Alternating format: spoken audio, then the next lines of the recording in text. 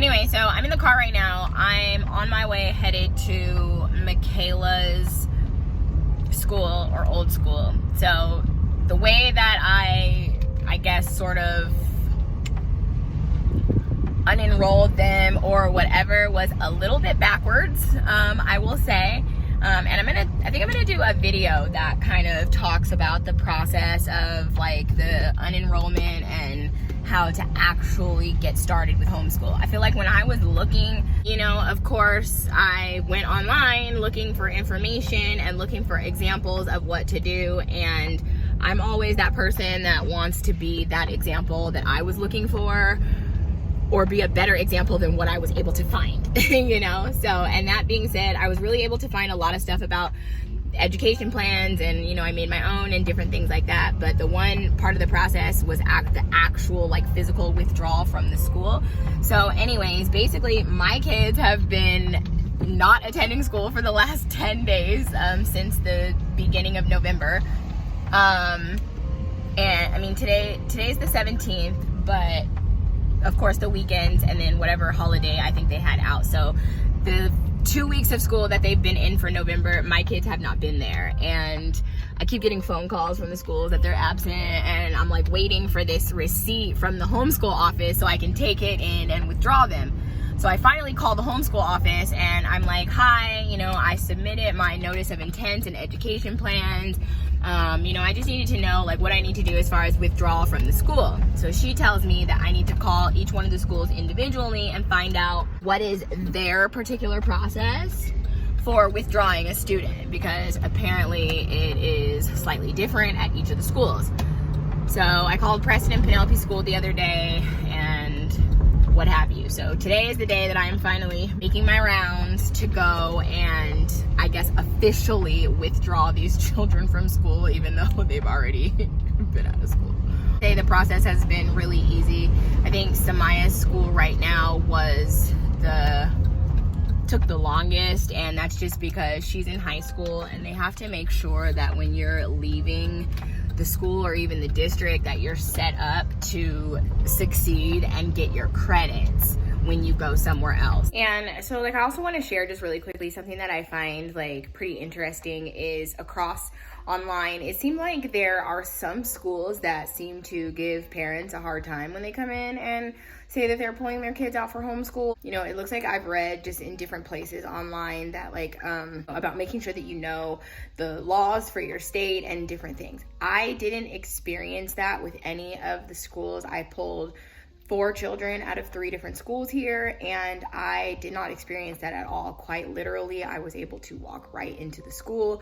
All I had to do was fill out a form that they needed me to fill out. I had my ID, and pretty much they signed off, and that was the end of it. They basically have been unenrolled that easy. So most definitely in hindsight, if I had to go back and do this over again, the day that I sent off the notices of intent at the post office would have been the day that I went into each of the kids' schools' offices and said that today was going to be their last day. That way they were pulled and my certified mail was all sent on the same day, and then there would be no issue or discrepancy or any kind of problem there. So I wanted to throw that little tidbit in there because I think that's an important and kind of valuable piece of information for somebody that's looking. So if you're in Nevada, especially the Las Vegas area, Henderson, Las Vegas, any of these districts around here, you'll definitely want to formally withdraw your student from their school, and then you have 10 days within that time frame to submit your notice of intents to the Office of Homeschool. So I think at this point, luckily for us, we don't plan on entering back into CCSD, and I think we're probably gonna do a homeschool out graduation. So we'll see what happens, but I just made it to Michaela's school, so I'm gonna park and go in. So this is the last one of these that I have to do. I did Preston, I did Penelope, and I've done Samaya. So we're about to go in and officially remove Michaela from the public school system. And yeah. And we have to return like a science book or something. So there's Michaela's Chromebook and the charger, I guess.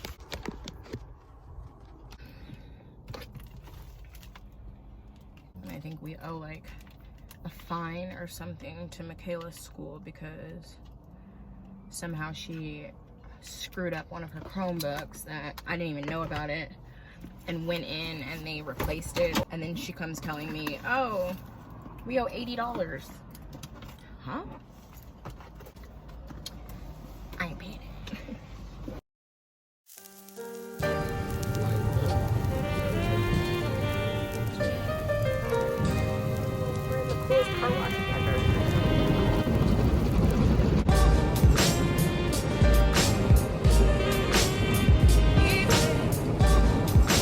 This is fun.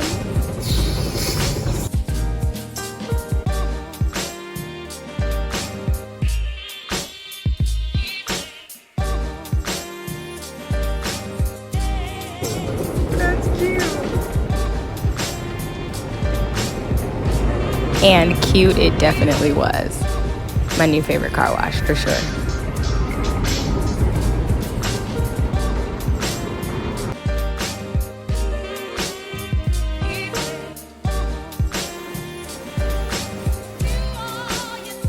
Okay, so I'm back from my rounds of my official withdrawals today. The process, again, like I said, was pretty easy. It was just a paper to fill out and an ID to show, and then they give you a form that is basically your receipt. So especially because you're required by law to be in school between ages of like 7 and 18 here. So that basically is your cover, and then plus the certified mail stuff. So when I got home, basically I went upstairs and I'm like, what is going on in here?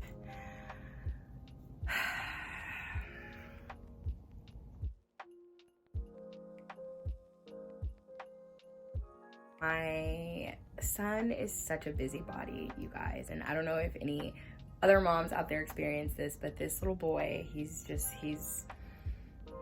on a 10 most days, and I literally quite always have to find something to occupy his time. He's very inattentive, and has a very short attention span, so he's always moving from one thing to the next, and so boredom is not really an option, because when the boredom settles in, that's when I find that we start to have issues with him getting into things that he just literally shouldn't get into. So there's times when I find that I can't even send him to his room because my son thinks he's a scientist and he wants to make science experiments and he wants to make slime and he wants to like do all of these things that require things that make a mess and just stuff that he knows that he's not supposed to be into. Like he jacks food from the kitchen, you guys, and like sneaks it up to his room. So we've literally have tried everything when it comes to getting him to just hang out in his room without all of the drama, and yeah, that's a negative. So anyways, I go upstairs to find like just a hot mess all over the place. The girls left face masks in the bathroom, which you can't do that because clearly they were into the face masks. There's face masks all in the carpet. Like initially all I could do was just sit down. Like I was frozen.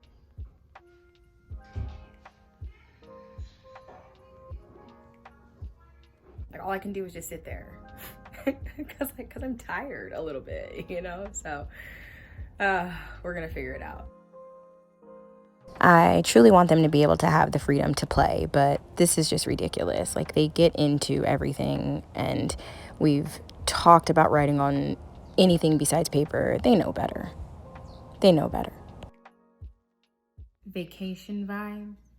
Vacation vibe.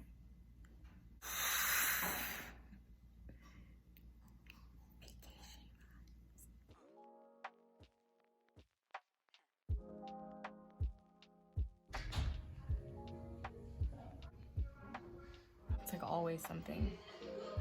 It's always something.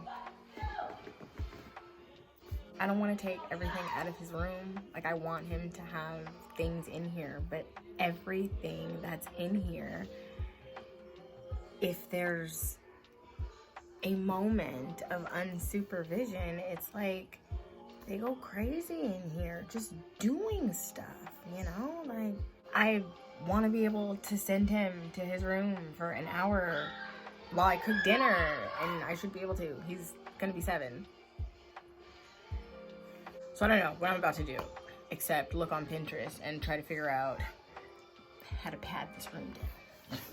So I basically spent the remainder of this particular evening sitting down on Pinterest trying to figure out a way to make his room a little bit more fun and not so destructive. I also found some stuff on creating sensory rooms. He definitely has meltdowns sometimes. You know, if he gets sent upstairs to his room, a lot of times that's when he's either kicking or just messing with stuff. So I was able to look at some sensory rooms and different things, just things that he can do up there that are going to be fun for him, that are going to be engaging, that are going to keep him occupied, but that aren't going to get all over the place where it's destroying walls and carpet and destroying his toys and stuff, you know. So anyways, I thank you guys for stopping by and for hanging out with me today. I hope that this video was informative and helpful for anyone looking to homeschool.